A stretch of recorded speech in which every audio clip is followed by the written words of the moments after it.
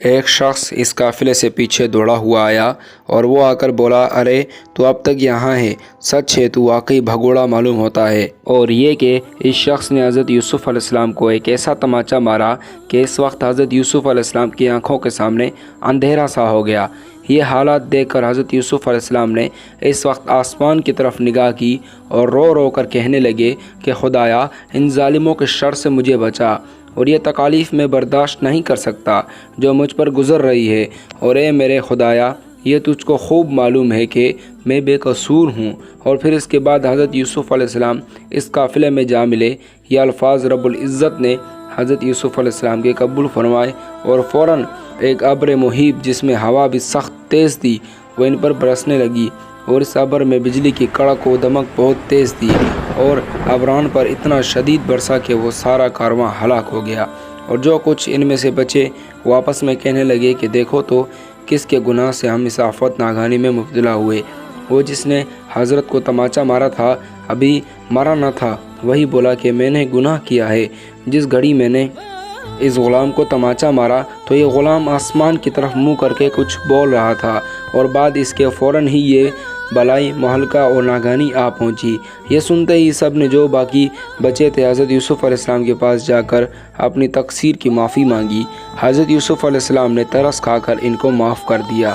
اور اسی وقت اللہ تعالیٰ سے دعا کی، تب فوراً ہی ابر کھلا اور ہوا بھی کم ہو گئی اور حالت معمولی پر آ گئی۔ باقی جب وہ وہاں سے چلے تو قبل اس کے کہ وہ قافلہ مصر پہنچے، وہاں یہ خبر ہو گئی کہ آج جو قافلہ مالک بن زغر کا آ رہا ہے، اس میں مالک بن زغر ایسا غلام عبرانی لا رہا ہے کہ اس کی خوبصورتی اور حسن و جمال لاسانی ہے، اور پردہ زمین پر نہ ایسا آج تک ہوا ہے اور نہ ہوگا۔ یہ خبر سن کر تمام اہل مصر سوداگر استقبال کو آئے، تو تمام اہل مصر نے حضرت یوسف علیہ السلام کو دیکھا اور جو صفتیں کی تھی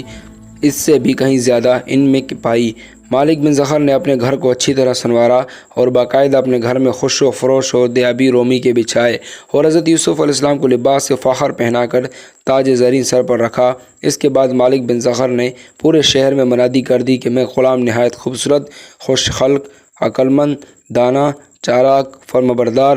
حیادار بیچتا ہوں، جس کی خواہش اس کے خریدنے کی ہو وہ وقت مقرر پر حاضر ہو۔ یہ منادی سن کر اہل مصر ادنا والا مالک بن زغر کے گھر پر آ کر سب جمع ہو گئے۔ اتفاقاً حضرت یوسف علیہ السلام نے بھی ان لوگوں کی طرف دیکھا کہ میری قیمت میں یہ لوگ بہت ہی پس و پیش کر رہے ہیں، اور حضرت یوسف علیہ السلام نے اپنے دل میں خیال کیا کہ یہ مالک بیچنے میں میری عجب خطا میں پڑا ہے کہ اس دن میرے بھائیوں کے ہاتھ سے جو اصل قیمت میری ان سب کو معلوم تھی 9 درم کے مول خریدا تھا، اور آج مجھ کو کوئی نہیں پہچانتا ہے کہ کیوں نہیں یہ مجھ کو 50 درہم میں بیچتا، اور یہ قیمت حضرت یوسف علیہ السلام نے اپنی انکساری سے ٹھہرائی۔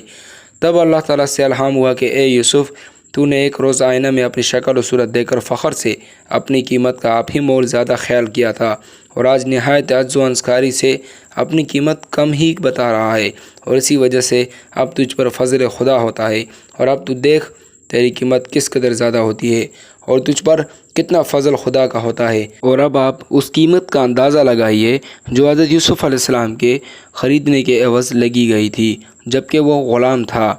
کتنی قیمت لگی تھی۔ اور ساتھ ہی یہ بھی کہا گیا کہ 7,000 عقد و مردار اور 1000 جامع الطلس رومی اور آزاد قصب یعنی مصری جامہ، اور 1000 اونٹ بغدادی، اور 1000 گھوڑے عربی، اور 1000 لونڈی رومی، اور 1000 غلام ختامی، اور 1000 شمشیر چاہیں۔ جب یہ قیمت ٹھہری تو جتنے خریدار تھے سب کے سب چپ رہے۔ عزیز مصر نے جو بادشاہ مصر کا مختار کل تھا، اس نے دگنی قیمت ادا کر کے حضرت یوسف علیہ السلام کو لے لیا اور اپنے محل میں لے جا کر زلیخا کے حوالے کر دیا، اور اس نے زلیخا سے کہا، میں نے یوسف کو بہت بڑی قیمت دے کر خریدا ہے، تم اس کو اچھی طرح رکھنا اور بطور فرزند کے پیار و خدمت کیجیو، غلام کے طور پر نہ رکھنا۔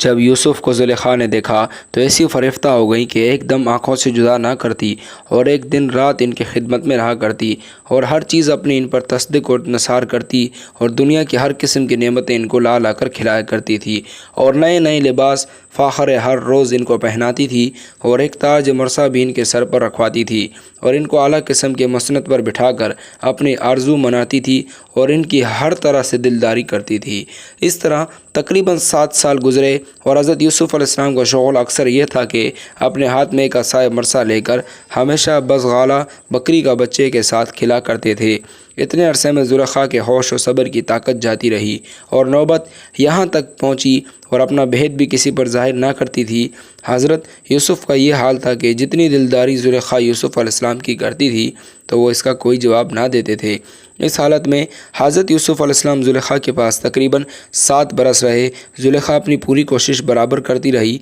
लेकिन अपने नापाक इरादे में कभी कामयाब ना हो सकी। ज़ुलेखा हर तदबीर से तंग आ गई और कोई तदबीरकार साबित ना हुई और इस फिक्र में दिन रात नढाल रहने लगी। इत्तेफाकन एक बूढ़ी औरत हमसाई ज़ुलेखा से कहा, ए ज़ुलेखा, खैर तो है, पहले तो मैं तुझको बहुत खुश व खरम देखती थी लेकिन अब चंद रोज़ से तुमको बहुत फ़िक्रमंद देखती हूँ। आखिर ऐसी कौन सी ख़तरनाक बात सामने आ गई जिसकी फ़िक्र तुमको गमज़दा किए हुए ही और तुमको बहुत ही बेकरार देख रही हो। इस गम फ़िक्र में तेरी सूरत भी तब्दील हो गई। आखिर इसमें क्या माजरा है? नहायत दबी हुई आवाज़ में ज़ुलेखा इस बूढ़ी औरत से बोली कि ग़ुलाम अबरानी के इश्क ने मुझको रंज व गम में डाला है। पार्ट 7 कमिंग सोन। अगर वीडियो पसंद आई हो तो लाइक, शेयर और सब्सक्राइब करना ना भूलें। शुक्रिया।